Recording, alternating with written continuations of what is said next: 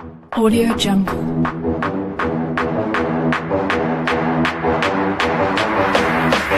Audio Jungle.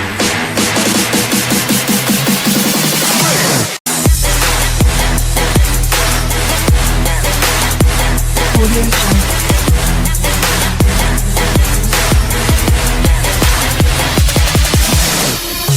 Audio Jungle.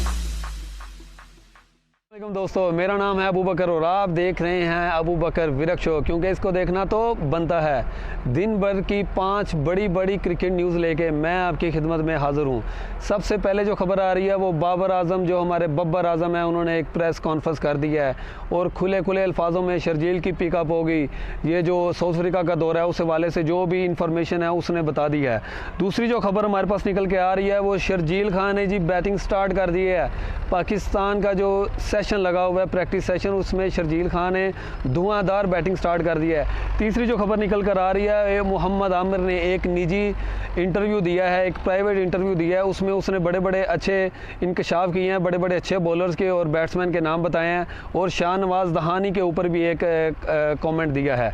उसके बाद जो खबर निकल कर आ रही है वो डेल स्टेन है, जिन्होंने जो साउथ अफ्रीका का जो T20 इंटरनेशनल स्क्वाड है उसके ऊपर इसने बयान दिया है कि बिग डॉग्स कहाँ हैं बिग डॉग्स, इसमें तो कोई प्लेयर नज़र नहीं आ रहा। उसके बाद जो खबर निकल कर आ रही है वो एशिया कप के हवाले से है। एशिया कप जो कि कैंसिल होने जा रहा है उस हवाले से भी आपको मालूमात देंगे। उसके बाद जो खबर निकल कर आ रही है वो पाकिस्तान और इंडिया की एक T20 सीरीज़ होने जा रही है। 3 मैचों के ऊपर 3 T20 सीरीज़ होने जा रही है। देखते हैं वो होता है कि नहीं। और आगे वीडियो को आगाज़ करने से पहले अगर आपने मेरे चैनल को सब्सक्राइब नहीं किया तो सबसे पहले सब्सक्राइब करें और उसके साथ लगे बेल आइकन को दबाएं ताकि जो भी कोई खबर आए आपको जो है ना वो पहुंच सके। तो चलिए वीडियो का आगाज़ करते हैं। सबसे पहले बात करते हैं कि बाबर आजम ने जो प्रेस कॉन्फ्रेंस दी है उस प्रेस कॉन्फ्रेंस के अंदर उसने क्या बातें की हैं। सबसे पहले तो सबसे जो बड़ी बात हुई थी वो शर्जील खान के वाले से ही होनी थी।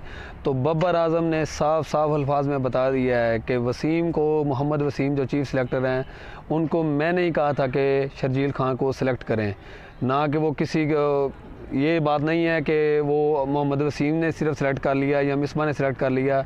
मैं उसके साथ खेला हूँ, कराची किंग्स में भी खेला हूँ, मुझे पता है कि वो मैच विनर है।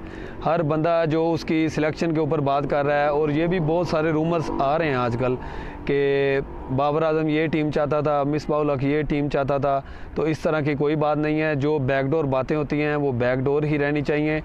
एग्री और डिसएग्री किसी भी चीज़ के ऊपर बंदे का हो सकता है। बैकडोर जो भी बातें होती हैं वो तो पता नहीं 6-7 हम बंदे वहाँ पे बैठे होते हैं, पता नहीं ये मीडिया में आ कैसे जाती हैं बातें।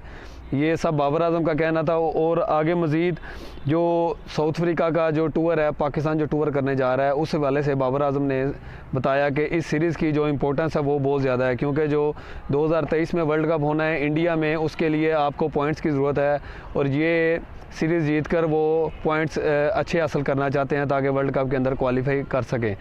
और दूसरे साथ उनका कहना था कि जो नए लड़के आए हैं उनके लिए ये बहुत बड़ा चांस है कि वो अवे सीरीज़ में जाके अच्छा परफॉर्म करें और आने वाली जो सीरीज़ हैं उनके अंदर अपनी जगह बनाएं। पाकिस्तान ने इस सीरीज़ के बाद वेस्ट इंडीज़ जाना है, टेस्ट सीरीज़ है जो कि वर्ल्ड टेस्ट चैम्पियनशिप के पॉइंट्स वहाँ पे बहुत काउंट होने हैं। उसके बाद न्यूजीलैंड ने पाकिस्तान आना है, वहाँ पे भी टेस्ट सीरीज़ है। तो बाबर आजम का कहना यही था कि हर लड़के को चाहिए कि अपना प्रूव करे और आने वाली सीरीज़ में जगह बना सके। और साथ चलते हैं, दूसरी बात करते हैं कि एक साफ़ी ने पूछा, सबको पता है कि एक लड़की ने बाबर आजम के ऊपर जो एलिगेशन लगाया था वो सीन सब ख़त्म हो गया। उसके बाद उस लड़की ने जो लाहौर की हाई कोर्ट है उधर एक अपील दायर की कि मुझे थ्रेट कॉल्स आ रही हैं बाबर आजम की तरफ से। तो जो हाई कोर्ट थी उसने जो भी केस दिया वो सब FIA को दिया और FIA ने जो भी मज़ीद तहकीकात की और सब ये सामने आया कि जो थ्रेड कॉल्स आ रही थी उनमें से जो एक नंबर है वो बाबर आजम के नाम पर है और FIA ने जो भी कंप्लेन है, जो भी वो पर्चा जो भी है, उसको बाबर आजम के नाम के ऊपर कर दिया। और बाबर आजम का इस हवाले से ये कहना था कि मेरे जो वकील हैं, जो मेरी जो टीम है, वो सारी अभी कोर्ट के अंदर जो भी वो कार्रवाई है वो कर रही है और मेरा फोकस जो अभी सिर्फ क्रिकेट के ऊपर है, क्योंकि ये सीरीज़ बहुत इंपॉर्टेंट रखती है, इसलिए मैं और कुछ नहीं सोच सकता। दूसरी बात करते हैं शर्जील खान के वाले से कि शर्जील खान जो कि बैटिंग प्रैक्टिस कर रहे हैं आजकल पाकिस्तान कौमी टीम का जो वो प्रैक्टिस सेशन अभी लगा हुआ है, तो शर्जील खान ने जी तहस नहस कर दिया सब बॉलर को। शर्जील खान ने बिग हिटिंग की है वहाँ पे। जो स्पिनर लगे हुए थे, शादाब खान हो गया, उस्मान कादिर हो गया, उनको तो सिर्फ उसने छक्के ही मारे हैं। और दूसरे जो फास्ट बॉलर थे शाहनवाज दहानी, हसनैन, हारिस, सबकी उसने अच्छी खासी क्लास ली है।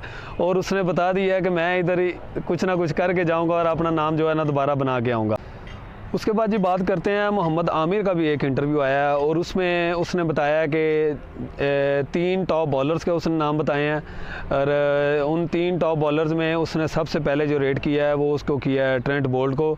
उसके बाद इसने रेट किया उसको जसप्रीत बुमराह, भारत का बॉलर। और उसने कहा है कि इसने अपना लोहा मनवाया है।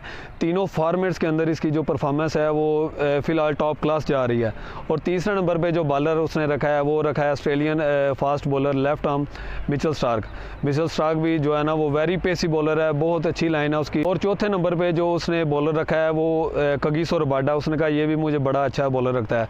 उसके बाद उसने 3 ऐसे बैट्समैनों के नाम बताए हैं जिसको वो समझता है कि अपने कैरियर में उसको तंग किया उन 3 बैट्समैनों ने अपनी टेक्निक से, अपनी फॉर्म से। सबसे पहले उसने जो नाम बताया उसने शेन वाटसन का नाम बताया। उसने कहा कि शेन वाटसन के पास हर ग्राउंड के हर अतराफ खेलने की जो है ना उसके अंदर सलाहियत है, वो किसी भी टाइम कोई भी शॉट खेल सकता है। उसके बाद जो उसने नाम लिया उसके साथ वो क्रिकेट तो मोहम्मद आमिर बड़ी थोड़ी खेला है, पर उसने अपने कैरियर के अर्ली स्टेजेस में जो है ना उसके साथ क्रिकेट खेली है जब आमिर की फॉर्म भी लगी हुई थी, जिससे उसने अपना दुनिया के अंदर नाम बनाया। उसका नाम है जोनाथन ट्रॉट। तीसरा जो बैट्समैन है वो उसने कहा है कि मुझे इसको बॉलिंग करते हुए अक्सर मुझे ये नहीं पता चलता इसको कहाँ पे बॉलिंग करो। उसका नाम है स्टीवन स्मिथ, क्योंकि वो कह रहा था उसका जो है बैटिंग एक्शन है ज़रा बिल्कुल भी आम बैट्समैन की तरह नहीं है, बड़ा जो है ना वो हिल जुल के खेलता है तो ज़रा मुश्किल क्रिएट करता है। और साथ ही साथ उसने लाड़काना के से जो लड़का सेलेक्ट हुआ है शाहनवाज दहानी, उसके ऊपर भी एक कमेंट कर दिया कि आप T20 की परफॉर्मेंसेस के ऊपर आप एक लड़के को जिसने अभी डोमेस्टिक के अंदर कुछ भी नहीं किया हुआ, कोई फर्स्ट क्लास मैच नहीं खेला हुआ, आपने उसको उठा के सीधा टेस्ट मैच के अंदर डाल दिया। पाकिस्तान क्रिकेट टीम लॉटरी दे रहा है, जो है ना वो लॉटरी की टिकट बनी हुई है टेस्ट कैप सबको, ये आमिर का कहना था। और इस लिहाज से मैं भी समझता हूँ कि आमिर की बात किसी हद तक ठीक भी है, क्योंकि अगर आप T20 के किसी परफॉर्मर को टेस्ट के अंदर जो आप चांस देंगे तो नसीम शाह वाला ही जो है ना हिसाब हो जाएगा। देख लें नसीम शाह आज से 1 साल पहले कितना रेट हो रहा था, आज कोई बंदा उसकी बात ही नहीं कर रहा, क्योंकि वो परफॉर्मर T20 का था, आपने उठा के टेस्ट में डाला, सीधा ऑस्ट्रेलिया भेजा बड़ी टीमों के ख़िलाफ़, उसकी जो है ना वो अच्छी खासी उसका जो है ना सीन ख़त्म हो गया। अच्छा, आगे बात करते हैं जी एशिया कप के ऊपर। एशिया कप जो इस साल होना था वो भी कॉल ऑफ होने जा रहा है।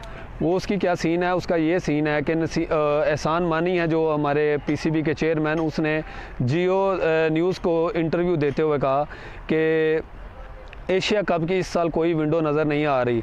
रूमर्स यही थे कि इंडिया कह रहा था कि हम अपनी B टीम भेजेंगे एशिया कप के लिए, पर एहसान मानी ने इससे बिल्कुल ये कह दिया कि हमारी कोई बात नहीं हुई, इंडिया ने कोई हमें इतला नहीं दी इस हवाले से।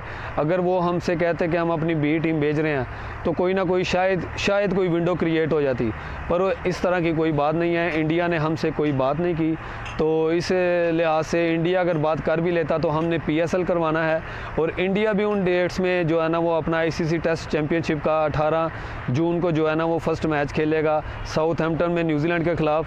तो किसी के दोनों टीमों के पास बिल्कुल भी विंडो नहीं है एशिया कप की, तो इस साल एशिया कप का होना बिल्कुल नामुमकिन है।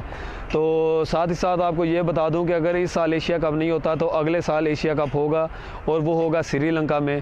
तो उससे जो अगला एशिया कप होगा इंशाल्लाह ताला as a cricket fan, as a Pakistani, इंशाल्लाह ताला वो होगा सिर्फ़ और सिर्फ पाकिस्तान में। और इस हवाले से आपको एक और अपडेट देता जाऊं कि इंडिया ने भी पाकिस्तान आने की जो है ना वो मर्ज़ी ज़ाहिर की है कि अगर पाकिस्तान 2023 में एशिया कप करवाता है तो इंडिया भी उसमें पार्टिसिपेट करेगा, क्योंकि अब बड़ी बड़ी टीम्स पाकिस्तान का दौरा कर रही हैं। जैसे साउथ अफ्रीका भी अभी अपना फुल स्क्वाड लेके आया था और बड़ा अच्छा जो है ना वो कामयाब दौरा गया साउथ अफ्रीका का। और उससे आगे आपसे बात करेंगे जो बिल्कुल आखिरी खबर है। वो आखिरी खबर ये है, जिस खबर का मेरे हिसाब से सब इंतज़ार कर रहे थे, वो है पाकिस्तान और इंडिया की T20 इंटरनेशनल की सीरीज़ होने जा रही है। हो या ना हो इसका कुछ कह नहीं सकता, पर थोड़ी सी विंडो ओपन हुई है। हमारे जो प्राइम मिनिस्टर हैं उन्होंने भी इंडिया के वाले से बात की है, और जो हमारे चीफ़ ऑफ आर्मी स्टाफ हैं कमर जावेद बाजवा साहब, उन्होंने तो ये सीधा सीधा अल्फाज में कह दिया था कि जो भी पाकिस्तान और इंडिया के पिछले जो भी तनाज़ात हुए हैं, अब वक्त आ गया है कि पाकिस्तान और इंडिया को एक टेबल पर बैठ के सारे मसले हल करके आगे मूव कर जाना चाहिए, क्योंकि हम साए तो नहीं बदल सकते। ये तो अगर इंडिया का हमसाया पाकिस्तान है और पाकिस्तान का इंडिया, तो यही नहीं रहना है। तो एशिया की बेहतरी के लिए यही है कि पाकिस्तान और इंडिया दोनों मूव कर जाएं जो भी पीछे मामलात हुए। तो उसके फ़ौरन बाद एक इंडिया का जो चीफ़ ऑफ आर्मी स्टाफ है, उन्होंने भी बयान दे दिया कि बिल्कुल आप सही कह रहे हैं, हम भी आपके साथ बातचीत करने के लिए तैयार हैं। तो अब देखते हैं क्या होता है, क्योंकि ज़राए से ये मालूम हुआ है कि जो हिंदुस्तान टाइम्स है और NDTV है जो इंडिया का, उन्होंने अपने कुछ आर्टिकल लिखे हैं। उनके अंदर उन्होंने ये लिख दिया है कि पाकिस्तान और इंडिया की 3 T20 इंटरनेशनल सीरीज़ होने जा रही है, और बिल्कुल T20 वर्ल्ड कप से बिल्कुल पहले, अगर बिल्कुल पहले ना हुई तो वर्ल्ड कप के बिल्कुल बाद में होगी, पर ये होने जा रही है। उनके मुताबिक अब होती है या नहीं होती है, तो अब दुआ ही कर सकते हैं। मैं तो एज अ क्रिकेट फ़ैन बिल्कुल चाहूँगा कि पाकिस्तान और इंडिया की क्रिकेट सीरीज़ होनी चाहिए, और इससे पता भी चलेगा कौन प्रेशर में खेल सकता है, कौन नहीं खेल सकता है। इसके साथ इजाज़त चाहूँगा। अल्लाह हाफिज़।